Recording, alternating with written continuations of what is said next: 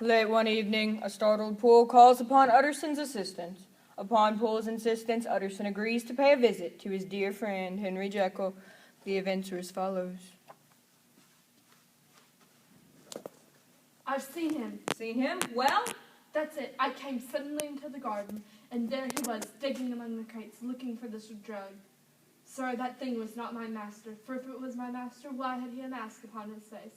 And why did he run like a rat and scream? Now, Poole, these are the strangest circumstances I've heard, but I think I'm beginning to see daylight. Now, your master has obviously been plagued by one of those maladies that both deform the mind and the body of the sufferer. Hence the mask upon his face. Hence the avoidance of his friends and the alteration in his voice. Hence the desperate search for the drug that he hopes will cure him. And if God is with us, his hopes won't be in vain. Sir, that thing was not my master. My master is a tall, fine build of a man, and this was more of a dwarf. Oh, sir, do you think I do not know my master after 20 years? I know where his head comes to the door after seeing him there every day of my life. Sir, it is my belief that there has been a murder done. Now, Poole, if you say that, it will be my obligation to Dr. Jekyll to find out what is behind that door. Ah, Mr. Utterson, that's talking. Now, here's the second question. Who's going to break the door down? Why, you and me, sir.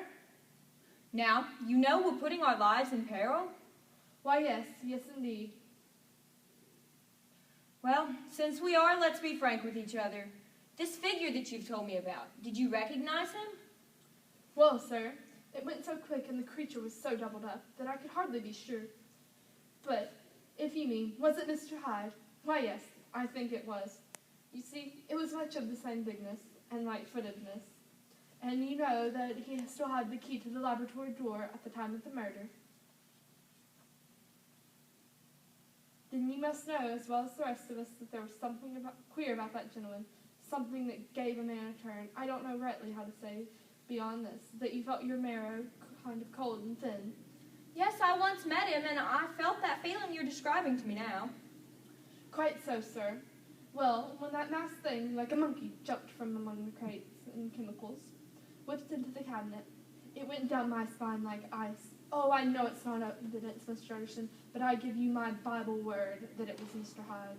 Aye, my fears always inclined to this same point. There was nothing that could come good of that acquaintance. Now, it is my belief that your master is dead, and it is my belief that the murderer, Hyde, is still in there lurking for some reason that only God knows. Now, it is our duty to break the door down. Bradshaw!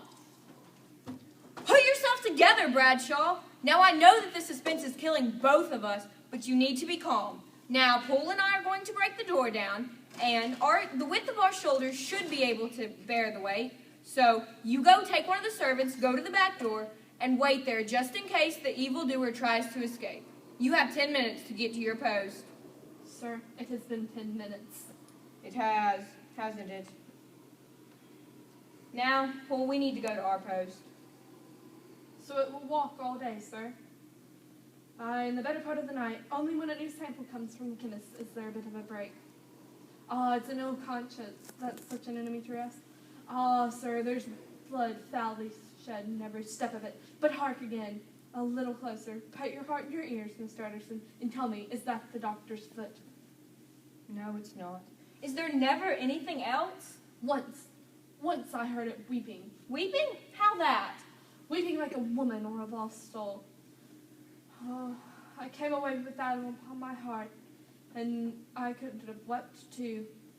Jekyll, I demand to see you. Now, whether it be by fair means or by foul, that is up to you. But if we have to, we will break that door down. Utterson, for God's sake, have mercy! That is not Dr. Jekyll's voice. Aye, it is Hyde's. We must break the door down.